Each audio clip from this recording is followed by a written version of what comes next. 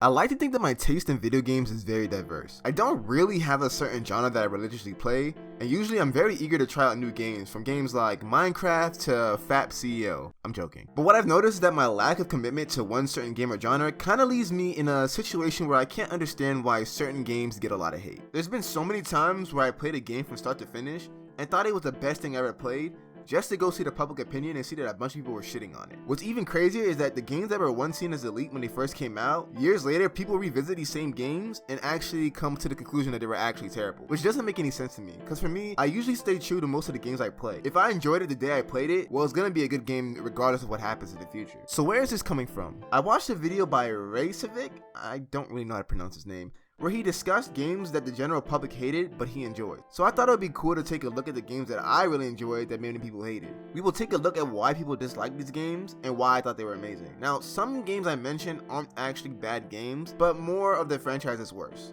And before we even start, take the time to hit that subscribe button. I'm so close to 40 subscribers, and that would be awesome if you could hit it soon. Anyways, my name is Quasi, and this is Just a Game.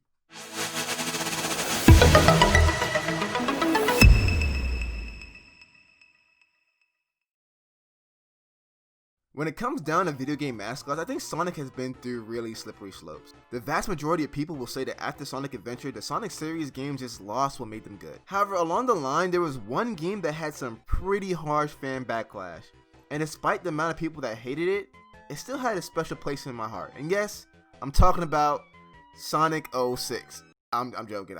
No, that game was awful. Okay, all jokes aside, Sonic Unleashed is hands down one of my favorite Sonic games of all time, and in my opinion, is what really started the modern Sonic era. When we think of Sonic, we think of speed and adventure. And honestly, I think Sonic Unleashed really captured his vision. And I also think the story is pretty unique. So basically, the Chaos Emeralds are stripped from their power, Sonic turns into a half werewolf, half hedgehog, Eggman accidentally wakes up an entity that could potentially wipe out the entire world just to build Eggman Land, so it's up to Sonic to travel across the world, restore the Chaos Emeralds, and defeat Dark Gaia. Yeah, that sounds freaking epic. Not to mention how well done the music is. Like, every single stage has its own track dedicated to the part of the world it represents. Now take a moment and listen to this track that's supposed to represent China.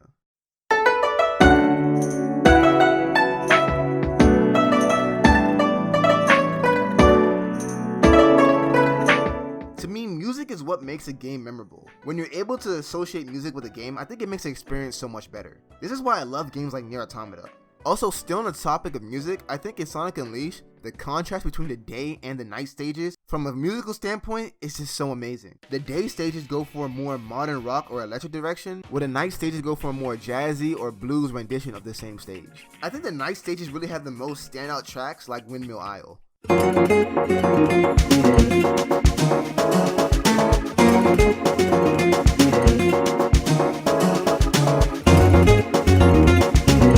Also, the day stages are some of the most iconic simply because it's what started the modern boost era. And we will also see this kind of gameplay aspect make a return in every single Sonic game after Sonic Unleashed. I think Sonic Unleashed does it best because it still tries to keep the player's attention.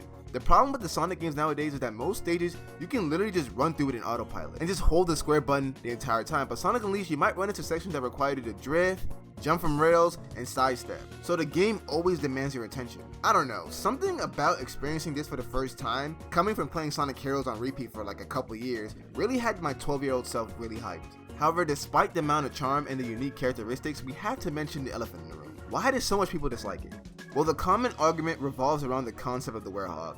Majority of people hated the change and found it kinda corny. However, being 12 years old, I thought it was the best thing that Sega's ever done. But now that I'm older, the werehog did try to be a bit too edgy. But it wasn't just the idea of the werehog, it was also the stages that came with it. The main complaint is that the stages were just a bit too tedious and ridiculously too long. It was to the point where I found myself taking like 15 to 30 minutes just to complete one of these stages. However, I still found them pretty damn entertaining, especially the boss battles where you have to use strategy to defeat some of them.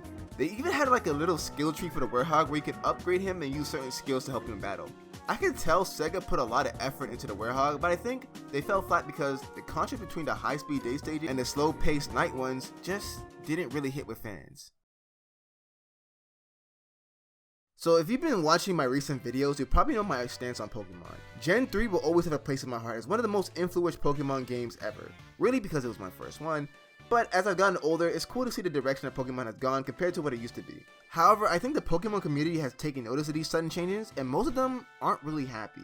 So I wanted to understand why people weren't really happy with the direction Pokemon was going to, so I started scouring through YouTube, and from what I understand, a lot of people think Gen 5 is where Pokemon really started to lose its charm. Now, Gen 5 isn't necessarily my favorite, but man, I really thought the general public thought the game was pretty damn good. I think Gen 5 took some risks with the story where instead of playing it safe with the typical Pokemon villains, they took a more philosophical route with Team Plasma, and honestly, I thought it was pretty good.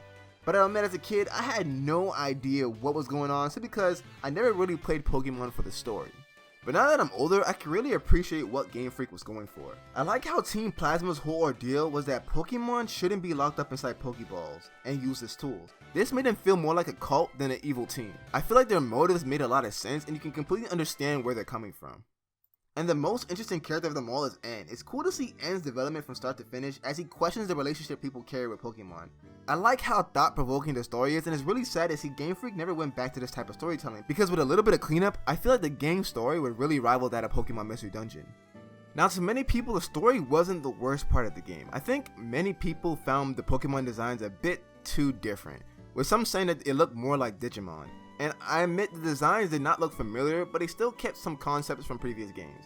I found it real funny how people made fun of Garbodor's design, saying that it was literally a pile of trash, but fail to remember that wheezing is the representation of air pollution and muck is literally water pollution. I think Gen 5 has some pretty interesting Pokemon like Zoroark, Haxorus, and Yamask. However, when it comes down to the legendary Pokemon, I can agree, besides the main two, the legendary Pokemon designs were pretty weak in this game. Like, whose idea was it to have two trio Pokemon? The music of the game is a little bit above average. Certain tracks kinda just blend in with the environment, but when the tracks are good, it slaps. Also, this was the first Pokemon game to actually offer a good challenge. Like, literally after you beat the Elite Four, the difficulty just cranks up out of nowhere. And some people hate it, and I find it odd because the #1 complaint about Pokemon is how easy the games were. I found it really cool that in Black and White 2, they allowed you to change the game difficulty from easy to hard.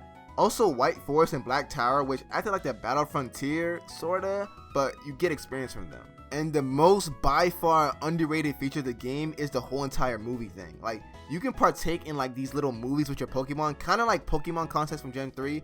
And I thought these things were like literally the best thing ever. I remember as a kid, I went through every single one of these movies and got like the most best score you can possibly get. And it's a shame because I really thought the Game Freak would bring this back, but we have never seen this feature ever again. So hopefully in the future, we get these movie skits back because they're pretty freaking fun. And lastly, I think as far as sprite animations go, the game is really stunning. I like how sometimes the character models look pretty huge compared to other games, but in certain situations and certain cities you go to, they expand the world, so it gives you an idea of how big Univille actually is, which is pretty cool. It's a pretty cool contrast. I think with long-running titles, people get so used to the status quo, so they expect certain things to stay the same in the game. However, when you make drastic changes, you hold the risk of upsetting diehard fans. But on the other hand, if you don't make enough changes and keep the game relatively the same, you deter new and old fans away. It's really crazy when I start to think about how many years I've been playing Call of Duty. I started playing multiplayer in Modern Warfare 3 and I've been playing ever since. Of course, I did skip some titles like Advanced Warfare and Black Ops 4, but relatively, I've been playing the series consistently for almost a decade. Now, Black Ops 3 in my opinion was a pretty solid game. I had so much fun playing it, really because it was my first boost jumping Call of Duty. However, despite how solid the game was, the DLC and loot boxes left the worst taste in many players' mouth, and on top of that, the boost jumping gimmick never really seemed to hit with a lot of old players. So when the teasers for the next Call of Duty started trickling in, everybody thought that Call of Duty would finally return to its roots and give us a modern or old school shooter, but when Infinity Ward announced Call of Duty Infinite Warfare, everything just went south.